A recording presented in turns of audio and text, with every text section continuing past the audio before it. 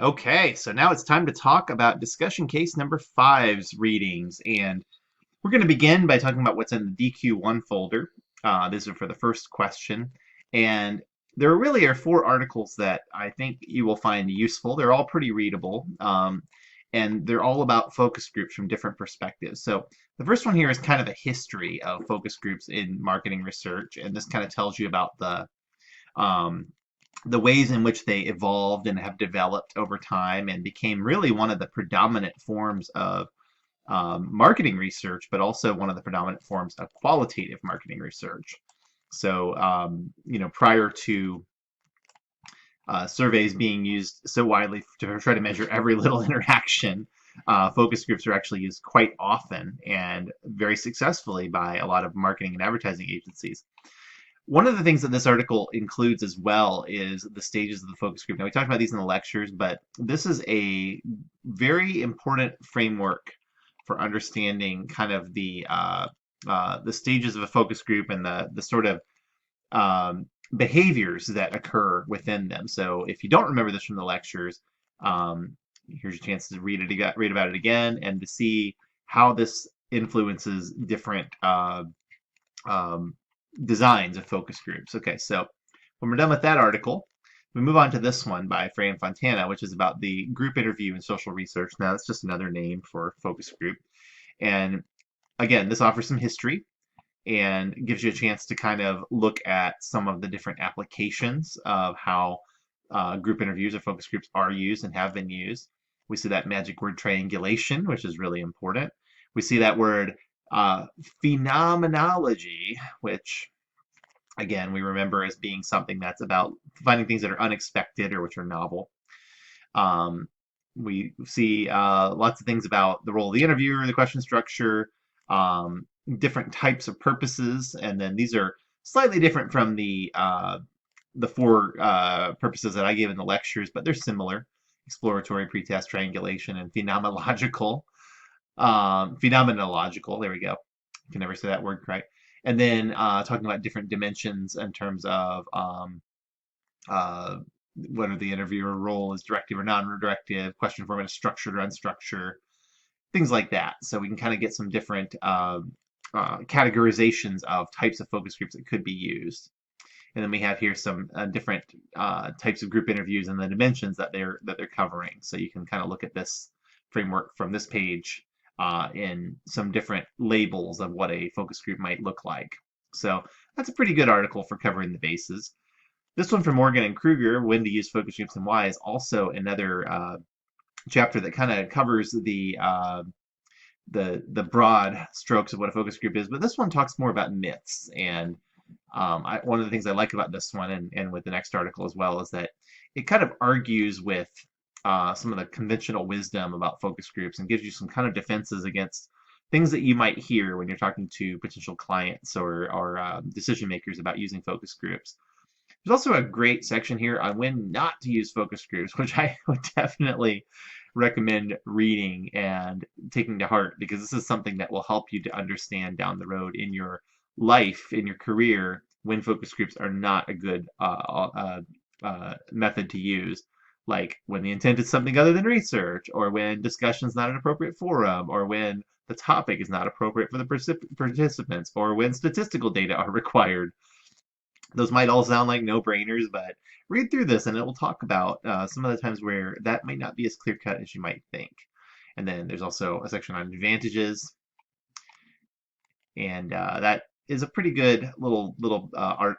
It's really actually from a textbook, not an article strictly, but it's a good write-up that will, I think, get you on the right path for understanding focus groups. And then we have this piece from Quirks, Dispelling the Myths About Focus Groups. And this is a piece that gives just some practitioner perspective on how focus groups um, have been used well and have been used badly, and some myths that have evolved regarding them. And one of those myths, for example, focus groups are in decline. That one comes up every few years and almost always is proven wrong. So this is a great piece from the practitioner side that I think will help you to understand things. Then we have in another one of our questions, we have role of normative political ideology in consumer behavior. And this article sounds really intimidating, both in terms of topic and in terms of language when you first are reading it. And in fact, one of the things that you're going to see mentioned quite a bit, besides political ideology, which we'll get to in a moment, is this word of attenuated, which attenuated basically means like in decline or disparate or something like that.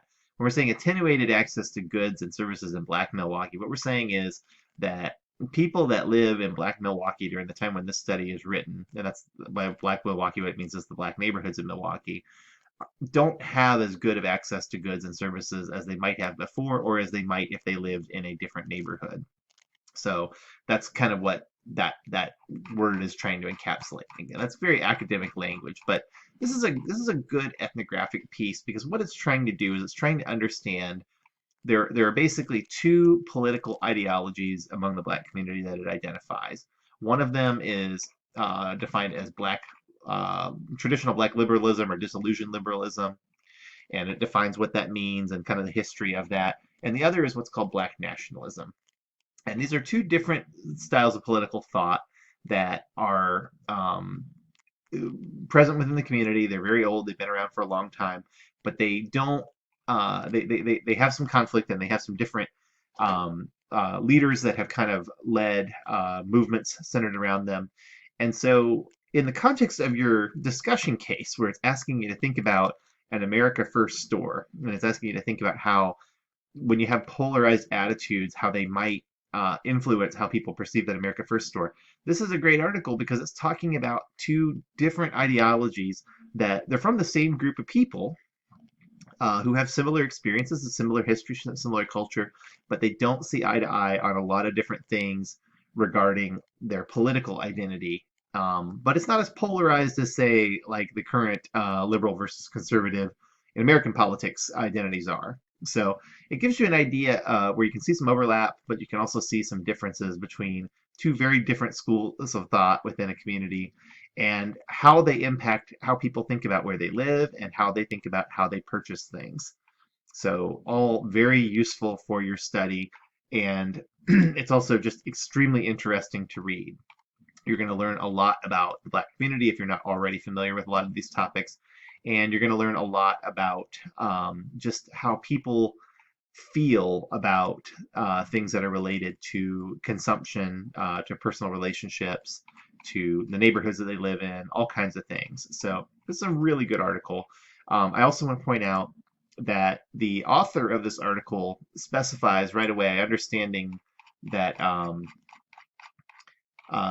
the identity of the researcher might be an issue. If you look here at the research team section, you can see that the author is African American, Black male, conducted all the field work, and acknowledges the limitations of that as well. And also had a second author, a white female, who provided analytical distance in both coding and analysis. So in other words, the analysis didn't necessarily have to come from someone who was a member of this culture, but the interviewing did. And this gives you a lot of detail about how this was done and how this fits in with an ethnographic context. Good stuff. I think you'll really enjoy reading this one. So next up, we've got an article by Richard Kruger, and this is about quality control and focus group research. And this is a pretty good and readable article, but what's also nice about it is that he summarizes exactly what quality means in 2 dimensions, and then gives you a list of 10 factors that can influence the quality of focus group interviews, and then expounds upon each of them. Great piece. Really useful, very helpful, and this will give you a really great framework from which to answer the portion of the discussion case where you're talking about how to advise a focus group moderator who's going to be talking to low-income folks in the St. Louis area about the disparities in their experience. So good framework to start with. Next up, we have focus group research on sensitive topics. Well, this is going to be a sensitive topic that we're going to be talking about. We're going to be talking to families in poverty about what their experience is like. So we need to have some guidelines and we need to have some rules about how we're going to talk about those topics without triggering people into a state where they are giving us information that's very emotional and charged, but not very useful as data. So this is a great article or it's really, again, from a textbook, um, talking about different ways to bring up uncomfortable topics and how, as a moderator, to both position yourself and how to position the conversation so that you can allow people to share in a way that is more comfortable to them. And so there are some great little exercises in here and some narratives. Again, very readable, very interesting stuff. Next up, focus group interviewing with low-income minority populations, a research experience. So this is again, another chapter from a textbook that talks about some specific research that was done with a study with women, and it talks about how this study evolved and how it was done, but then it really focuses on a lot of the best practices that the author was able to uncover through doing this research.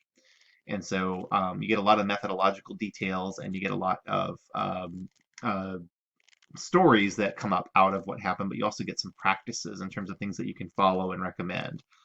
So you'll see a lot of dialogue and a lot of data that are presented here with some commentary, but then you'll also see some tips here, especially because these were all African American women, talking about how to talk to them in a way that is that's natural, that allows them to express themselves, that acknowledges the fact that they may have lower education or articulate things in different ways or have different needs from what they're expressing in the study than you might think about as a researcher. It's all good stuff and very, very useful for answering that portion of the discussion case. Finally, we have conducting qualitative research with children. So this article is not about just talking to African American children, it's about talking to children in general, but there are some good, useful points here about everything from recruiting to setting a proper atmosphere, making sure that the children are going to be comfortable using the right technique. You can't just use a question and answer session with children because they're not always able to articulate themselves in a way that they can answer those questions. So you might need to have some different types of encounters and groups that you're setting up, and it runs you through some of the different things, and including the author's own trademarked method of doing groups, these stacked groups. What can I say? Quirks is always a little self-serving, but it talks about how to moderate effectively. It talks about how to analyze the results. All really, really good stuff to reference again in your discussion case. Now, I'm not going to go through the lighter reading stuff because, once again, it's pretty simple stuff, pretty straightforward. But I do want to say, if you have any questions about any of it, please do feel free to contact me. And I hope that all of this run through has been helpful for you and will enable you to get the most out of these articles.